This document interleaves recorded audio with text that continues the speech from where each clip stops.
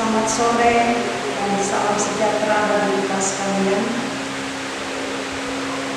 Berkat PKP dan semangat bagi Bapak yang dikasihi oleh Tuhan Yesus Kristus, pada saat sore hari ini kembali kita dipertemukan dalam satu sukacita. Dan kami dalam keadaan sehat yang diberikan oleh Tuhan, kita boleh beribadah menuju nama Tuhan.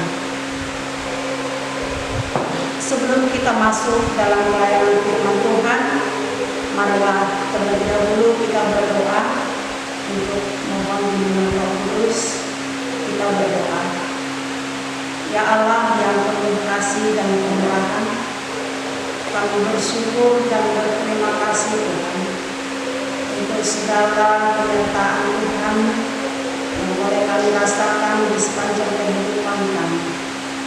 Terlebih pada sore hari ini ya Tuhan, Engkau telah pertemukan kami dalam satu ibadah dalam memuji memuliakan nama Tuhan di PKP yang ada di Jemaat Getsemani. Bapa dalam surga, kami membaca dan merenungkan firman. Biarlah Engkau tuntun kami dengan Roh Kudus-Mu agar kami dapat mengerti maksud daripada firman-Mu. Terima kasih Tuhan. Terpujilah nama-Mu, dalam nama Yesus Kristus kami berdoa. Amin. Firman Tuhan bagi kita pada sore hari ini sesuai dengan sabda Bina Umat dalam bacaan sore yang terambil dari Ibrani 3 ayat 12 hingga ayatnya yang ke-19 yang menyatakan, waspadalah hai saudara-saudara, supaya di antara kamu jangan terdapat orang yang hatinya jahat dan yang tidak percaya oleh karena ia murtad dari Allah yang hidup. Tetapi nasihatilah seorang akan yang lain setiap hari, selama masih dapat dikatakan hari ini, supaya jangan ada di antara kamu yang menjadi tegar hatinya karena tipu daya dosa. Karena kita telah beroleh bagian di dalam Kristus, asal saja kita teguh berpegang sampai kepada akhirnya pada keyakinan iman yang semula. Tetapi apabila pernah dikatakan, pada hari ini jika kamu mendengar suaranya, janganlah keraskan hatimu seperti dalam kegeraman. Siapakah mereka yang membangkitkan amarah Allah sekalipun mereka mendengar suaranya? Bukankah mereka semua yang keluar dari Mesir di bawah pimpinan Musa? Dan siapakah yang ia murkai 40 tahun lamanya? Bukankah mereka yang berbuat dosa dan yang mayatnya berkelimpangan di padang gurun? Dan siapakah yang telah ia sumpahi bahwa mereka takkan masuk ke tempat pergantiannya? Bukankah mereka yang tidak taat? Demikianlah kita lihat bahwa mereka tidak dapat masuk oleh karena ketidakpercayaan mereka. Demikian firman Tuhan. Terpujilah Kristus. Haleluya.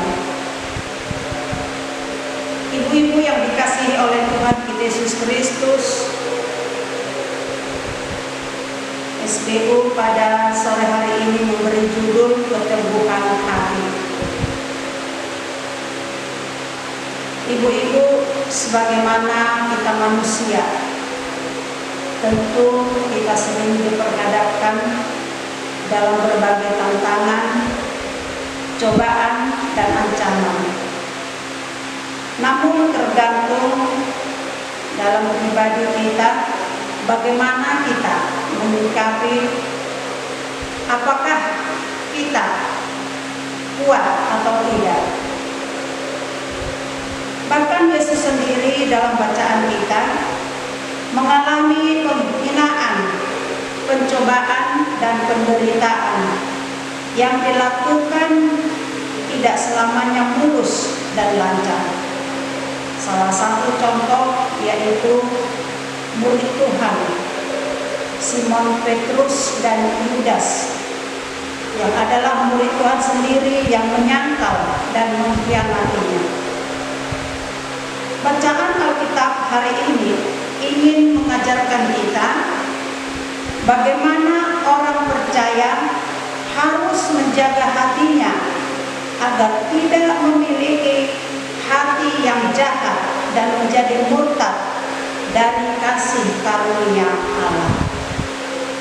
Ini berarti bahwa setiap orang percaya, termasuk saya dan ibu-ibu sekalian, memiliki peluang untuk murtad. Jika bisa jadi kita menjadi murtad karena kecewa kepada Tuhan. Misalnya karena doa-doa kita belum dijawab oleh Tuhan. Atau bisa juga dengan godaan duniawi seperti jabatan, pasangan hidup. Di zaman sekarang banyak orang tergila-gila dengan jabatan yang tinggi. Bahkan mereka rela menjual iman. Demikian juga dengan pasangan hidup. Karena mungkin dilihat banyak harta, mobil mewah,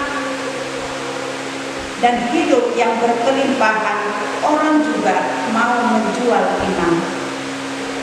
Namun apapun penyebabnya, sebagai orang percaya, wajib saling mengingatkan saudara seiman agar mereka tidak murtad. Bahkan sebaliknya, kita pun harus mau jadi jika kita diingatkan oleh saudara seiman kita. Jangan sampai kita justru yang tidak mau diingatkan oleh saudara seiman kita yang memiliki hati dan maksud yang baik. Keselamatan di dalam nama Yesus memang kita dapatkan dengan cuma-cuma.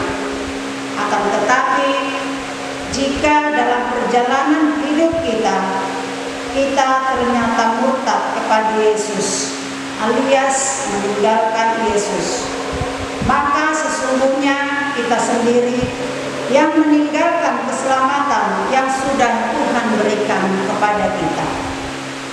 Kita harus tetap berpegang teguh pada keselamatan tersebut melalui keyakinan iman hingga akhir hidup kita. Ibu-ibu yang dikasihi oleh Tuhan, ketika seseorang suatu saat mengaku percaya kepada Yesus, lalu kemudian di tengah perjalanan hidupnya ia meninggalkan imannya, maka patut dipertanyakan, apakah ketika ia mengaku percaya itu, ia benar-benar percaya atau hanya sebatas tindakan lahiriah saja?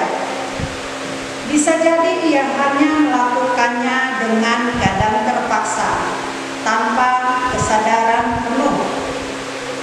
Akibatnya, ia tidak menganggap keselamatan sebagai hal yang berharga dan membuang keselamatan itu dengan hal yang lain. Orang yang sungguh-sungguh telah menerima keselamatan pasti menyadari betapa berharganya keselamatan itu, sehingga pasti akan mempertahankannya dengan sungguh-sungguh. Markus 8 ayat 36 sebagai penutup renungan kita yang mengatakan, apa gunanya seorang memperoleh seisi dunia ini tetapi ia kehilangan nyawanya. Tetaplah berpegang pada keyakinan iman bahwa Dialah yang menentukan hidup kita. Terpujilah Tuhan. Amin.